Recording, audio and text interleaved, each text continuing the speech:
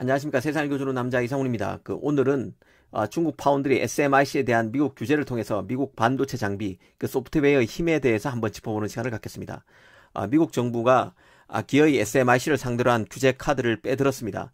이 핵심 내용은 미국의 반도체 장비나 소재 업체, 소프트웨어 업체가 SMIC에 그 제품을 납품하기 위해서는 미국 정부의 승인을 받도록 한 것입니다. 승인을 받으라는 얘기는 그 특별한 사정이 있는 경우가 아니면 허락을 안 해주겠다는 의미죠. 이번 규제에 해외 업체는 빠져 있습니다. 일단 미국 업체만을 대상으로 하는 규제입니다. 그러니까 이 반도체 장비를 예로 들어보면 정착 분야 1위 장비 업체인 Applied Materials, 식각 분야 1위 업체인 Lam Research, 검사 계측 분야 1위인 KLA 던코 등은 미국 업체이기 때문에 미국 정부의 규제 대상이지만 그 노광 분야 장비 독보적 업체 네덜란드 ASML, 드라이 액침 분야 강자 도쿄 일렉트론 등은 해외 업체라 엄밀히 말하면 이번 규제에서 빠집니다. 하지만 이미 ASML은 SMIC의 EUV 장비를 납품하지 않고 있습니다. 이런 사례에서 보듯 유럽, 일본 등 미국 업체가 아닌 다른 나라 장비 분야 강자들도 미국 정부의 눈치를 볼 수밖에 없는 게 현실입니다. 어찌됐든 일단 규제 내용은 이렇습니다. 미국은 이런 규제를 하게 된 이유로 SMIC가 미국 제품을 받아서 군사적으로 유용할 수 있음을 들었습니다. 이 반도체 장비를 들여와서 미사일 등에 들어가는 칩을 만든다는 것이죠. SMIC는 부인하고 있지만 미국이 규제를 할 생각이다 보니 실제 SMIC가 어떻게 하는가는 중요한 게 아니라고 봅니다. 미국이 SMIC를 손본다는 뜻은 중국이 스스로 반도체 칩을 만드는 길을 아예 차단하겠다는 뜻입니다. 칩 제조 기술을 습득하지 못하도록 하겠다는 것인데요. 특히 이번 조치는 연쇄적으로 하웨이의 그 개멸적 타격으로 연결될 수밖에 없습니다. 하웨이는 지난 5월 TSMC와의 거래가 끊기면서 SMIC에 더 의존해 왔습니다. 이미 그 SMIC 전체 매출 가운데 20%가 하웨이로부터 나오는 상황입니다. 하지만 이번 규제로 SMIC 손발이 묶이면서 SMIC를 통해서 만들었던 하웨이의 14나노 이하 그 통신 장비용 칩 그리고 중저가 모바일 AP 등은 모두 만들 수 없게 됩니다. 하웨이로서는 그 TSMC로부터 최고급 칩을 공급받지 못하는 데 이어서 중저가 칩마저 SMIC로부터 공급받지 못하게 되는 것입니다. 하웨이가 진짜 벼랑으로 내몰리고 있습니다. 개인적으로 이번 조치는 중국 메모리에 대한 경고도 담겨 있다고 봅니다. 지금 현재 미국은 중국 파운드리만 문제 삼고 있습니다. 통신칩을 못 만들게 하는 게 목표이기 때문인데요. 하지만 미국은 중국이 D램 기술을 확보하는 것도 경계하고 있음을 잊어서는 안 됩니다. 아직은 중국 메모리가 보잘것없기에 놔두고 있다는 게 개인적인 판단인데요. 중국의 D램 기술력이 어느 수준 궤도에 오른다고 판단될 때는 중국 메모리에 대해서도 장비 금수 조치 등을 내릴 가능성이 크다고 봅니다. 규제 이후야 SMIC처럼 미국 기술을 군사적으로 전용한다고 붙이면 될 것입니다. 이미 미국은 이전에 D램의 푸젠 진화를 그런 식으로 보내버렸습니다. 미국은 푸젠 진화가 마이크론의 공정을 베꼈다며 푸젠 진화로 미국 장비 수출을 금지시켰고 그로부터 푸젠 진화의 D램 사업은 그대로 끝났습니다. 미국으로서는 D램만 막으면 중국의 메모리는 별 볼 일 없다고 보고 있습니다.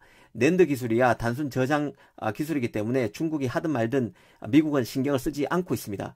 그런 맥락에서 보면 칭하윤이 등이 D램을 진짜 제대로 하려고 본격적으로 움직이는 순간 미국이 SMIC와 같은 규제를 D램 업체에 빼내들 가능성이 매우 크다고 저는 보고 있습니다.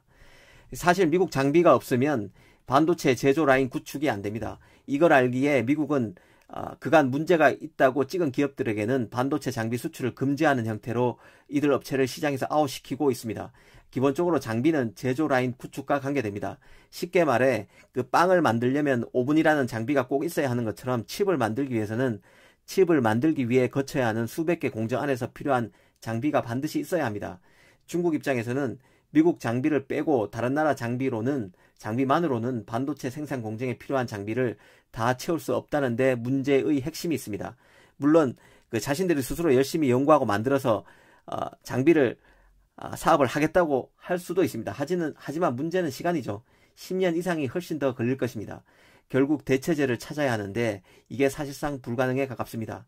설사 중국이 우여곡절 끝에 미국 장비를 배제한 상황에서 다른 나라 장비로만 제조 라인을 구축하고 제품을 만들었다고 해도 미국이 그 특허 소송을 걸면 또 문제가 복잡해집니다. 미국이 자신의 원천 기술을 이들이 도용했다는 식으로 해당 부품 장비 회사를 공격할 수 있다는 뜻입니다. 미국이 방해하려고 마음만 먹으면 미국 입장에서는 속설방도가 그만큼 많다는 뜻입니다. 사실 그 후발 파운드리가 선두 업체를 뛰어넘으려면 결국 장비빨을 받아야 합니다.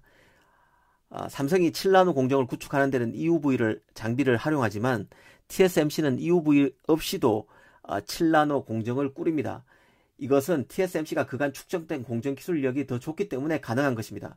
그렇기 때문에 EUV라는 더 좋은 장비 없이도 똑같은 공정을 구축할 수 있음을 알아야 합니다.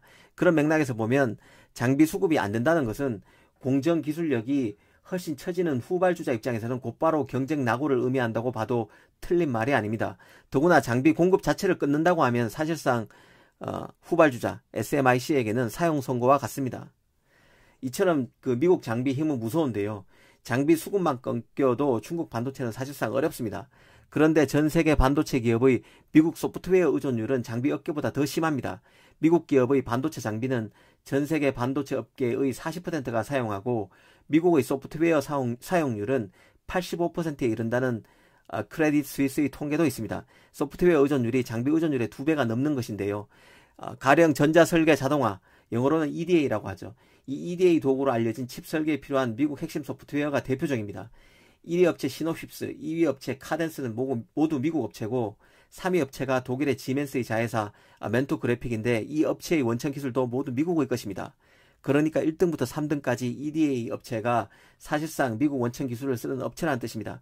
이들을 통제하게 되면 중국 팹리스도 설계 툴이 없어서 아예 손발에 묶이게 됩니다. 미국이 중국 반도체를 견제할 수단이 이 분야별로 곳곳에 이처럼 많다는 뜻입니다. 오늘은 SMIC 규제를 통해서 미국 반도체의 힘에 대해서 짚어보는 시간을 가졌습니다. 감사합니다.